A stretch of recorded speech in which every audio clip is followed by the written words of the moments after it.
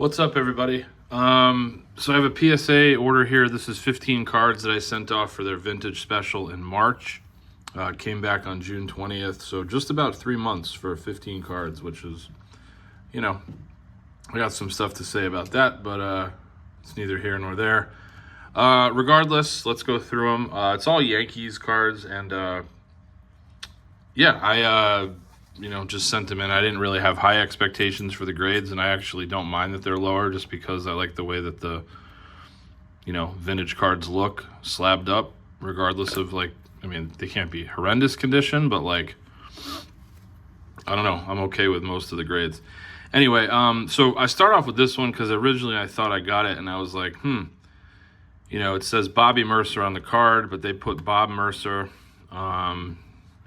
But every example I found on eBay, even older slabs, like the old PSA label without this, the one that had it up here, had Bob Mercer. So I'm assuming that's just what PSA labels the card at. Probably that's because of what the set says, but either way, I wasn't going to waste my time emailing them and having a conversation and arguing, so I just said, forget it. But anyway, this one got a 4. Pretty centered, though, I have to tell you. Top to bottom is not great, but left to right looks pretty good. And it's just a cool looking card. So unfortunately, he has passed away a number of years ago. But cool card, former Yankees announcer too.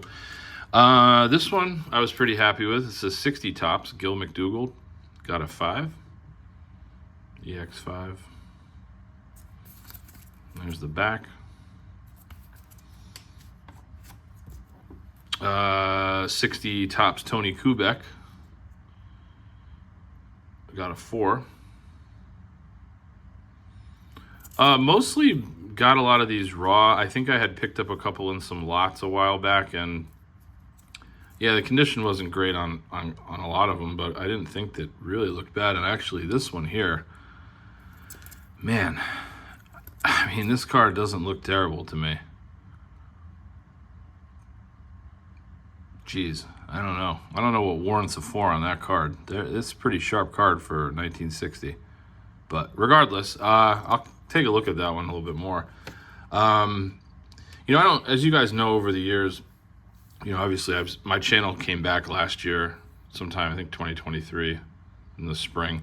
I don't remember exactly when I did my first redid my first video, but for all the number of years that I collected before, I just never really got into vintage, but, kind of dabbled in it a little bit, I would say, prior to 2019, leaving the hobby for a few years, and then, kind of got back into it a little bit here. But I think it's great, and, to touch on kind of some of the stuff over, this past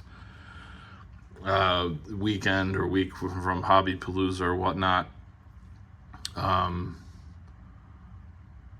it's just, I think people can collect what they want, and it just doesn't matter. You can do vintage, you can do what I like to call retro, like the 70s and 80s, you can do the 90s. I just like to collect. I collect my team, and that's what it is. So I don't feel like there needs to be this, everyone should be pigeonholed into one thing.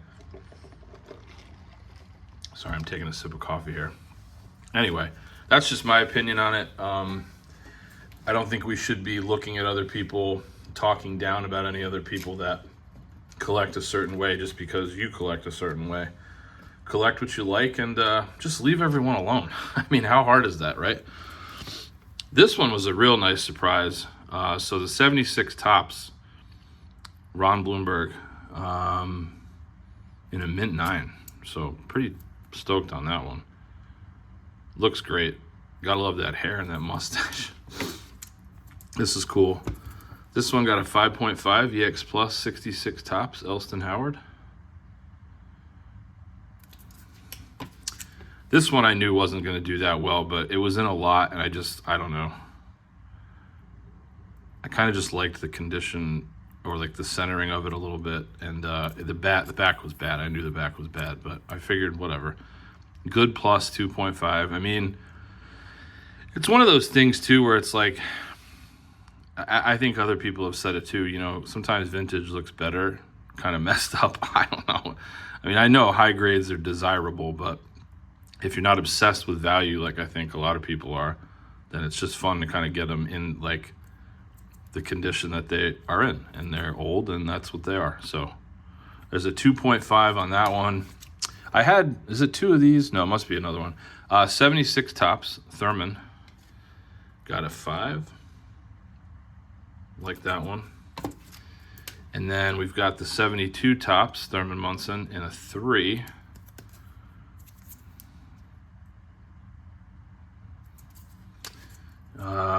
We got Whitey Ford in the 66, also got a 3.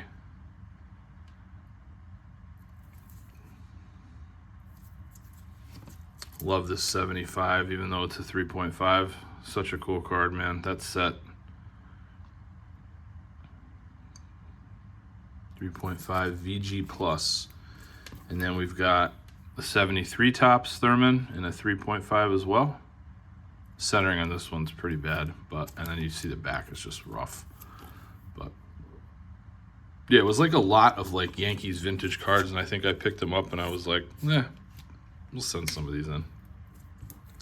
Oh, it was 2 of this card. So 74, this one got a 3. And then this one got a 5, which I was happy with because it looks great. The centering is really nice on this one. This one, comparative to this one, just rough corners, like rounded corners. This one's got a little bit of sharper corners, better centering. You can see the colors like totally different on this one. This one, Thurman, looks a little bit tanner. This one looks a little, lighter. So cool to see 2 side by side there. This 69 tops Al Downing got a VGX4.